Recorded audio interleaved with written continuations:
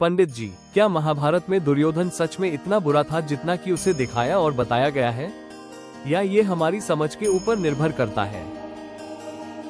देखिए, अपने अपने नजरिए की बात होती है। नजरिया क्या है? पांडु और धृतराष्ट्र दो भाई थे। बड़ा भाई कौन था? धृतराष्ट्र। राजा किसे बनना चाहिए था? बड़ा भाई होने के नाते धृतराष्ट्र। धृतराष्ट्र क्या थे? अंधे। तो पांडु जी को कार्यवाहक राजा बनाया गया कि बड़ा भाई अंधा, छोटे भाई को राजा बना देते हैं।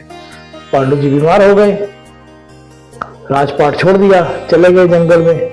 तो वापस राजा कौन बने? धृतराष्ट्र, जो कि थे बड़े भाई और जो डिजर्व भी करते थे बड़ा होने के कारण राजा बनना।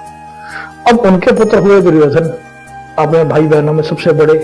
तो राजा का बेटा कौन होगा? राजा। यही नियम था उस प्रकार का।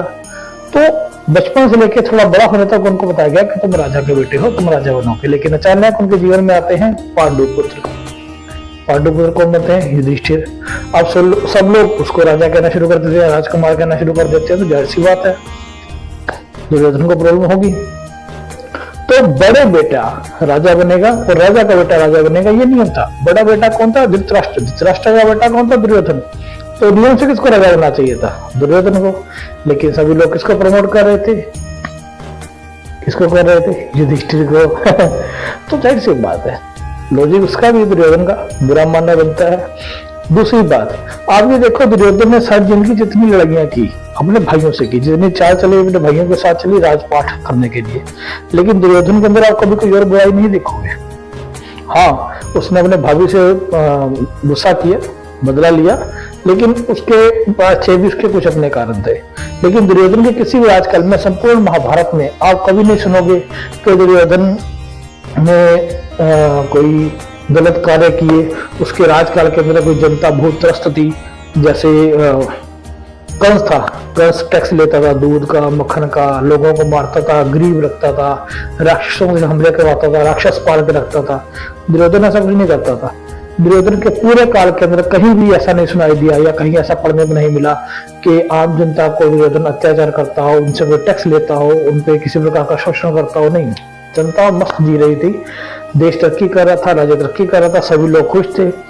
तभी तो विदुर इत्यादि, भीष्म पितामह आदि सब दुर्योधन के साथ थे। दुर्योधन की लड़ाई सिर्फ राजपाट की थी, अपना हक लेने की थी, पांडवों के साथ थी।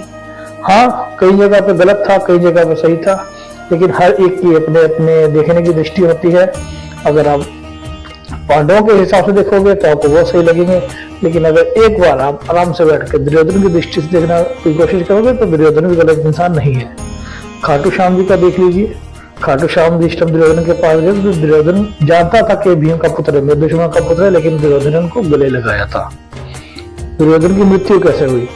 जब अश्वत्थामा ने पांचों पांडवों के बच्चों को मार दिया था, तब जाकर दुर्योधन दुखी हुआ था। दुर्योधन ने यह कहा था कि मैं भीम से नहीं मर रहा, मैं इन बच्चों के मरने के दुख से मर रहा हूँ, लेकिन मेरी लड़ाई मेरे भाई से थी, इन भाई के मासूम बच्चों से मेरी कोई लड़ाई नहीं थी।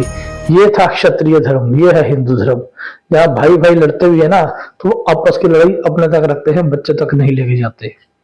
नजरिए की बात है, कोई किस प्रकार देखता है, कोई किस प्रकार देखता है।